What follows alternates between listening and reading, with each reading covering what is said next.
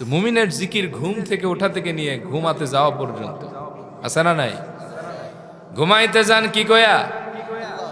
আল্লাহুম্মা বিসমিকা আমুতু আহইয়া, আছে না নাই? আবার ঘুম থেকে ওঠেন কি বলে? আলহামদুলিল্লাহিল্লাযী আহইয়ানা বা'দামা আমাতানা ওয়া ইলাইহিন নুশুর, জিকির আছে না নাই? আবার নবীজি শিক্ষা দিলেন, বুখারীর বর্ণনা 1154 নম্বর হাদিস, মান তাআররা মিনাল লাইলি ফাকাল, যে ব্যক্তি রাতের বেলায় ঘুম থেকে জাগ্রত হওয়ার পরে এই দোয়াটা পড়বে, লা ইলাহা ইল্লাল্লাহু ওয়াহদাহু লা শারীকা লা, লাহুল মুলকু ওয়া লাহুল হামদু ওয়া হুয়া আলা কুল্লি শাইইন কাদির, আলহামদুলিল্লাহি ওয়া সুবহানাল্লাহি ওয়া লা ইলাহা ইল্লাল্লাহু আল্লাহু আকবার ওয়া লা হাওলা ওয়া লা কুওয়াতা ইল্লা বিল্লাহ। এই হলো দোয়া। এরপরে সে যদি বলে আল্লাহুম্মা গফিরলি, আল্লাহ আপনি আমারে মাফ করে দেন, আল্লাহ তারে মাফ করে দিবে। আও দাআ উস্তুজিব, এরপর যদি কোনো বৈধ দোয়া করে সেই দোয়া কবুল হয়ে যাবে। ফাইন তাওয়াদ্দা ওয়া সাল্লা কুবিলাত সালাতুহু, এরপর যদি ব্যক্তি ওযু করে এরপরে নামাজ আদায় করে, কুবিলাত সালাতু, 100% তার দোয়াটা এবং নামাজটাও কবুল হয়ে যাবে। তাহলে দোয়াটা একবার পড়ার দরকার আছে না নাই?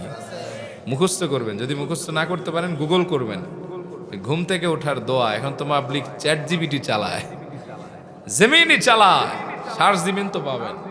পড়েন লা ইলাহা ইল্লাল্লাহু ওয়াহদাহু লা শারীকা লাহ, লাহুল মুলকু ওয়া লাহুল হামদু ওয়া হুয়া আলা কুল্লি শাইইন কাদির, আলহামদুলিল্লাহি ওয়া সুবহানাল্লাহি ওয়া লা ইলাহা ইল্লাল্লাহু ওয়াল্লাহু আকবার ওয়া লা হাওলা ওয়া লা কুওয়াতা ইল্লা বিল্লাহ।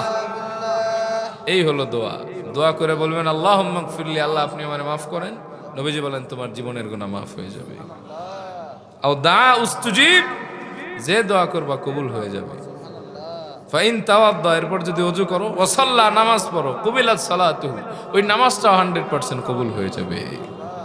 তাহলে জিকির সব জায়গায় আছে না নাই? ঘর থেকে বের হওয়ার সময় স্মরণ করবেন কারে? বিসমিল্লাহি তাওয়াক্কালতু আলাল্লাহ লা হাওলা ওয়ালা কুওয়াতা ইল্লা বিল্লাহ। নবীজি বলেন এই দোয়া পড়ে তুমি বের হলা, তোমার জান মালের নিরাপত্তা আল্লাহ তাআলা নিজেই দিবেন।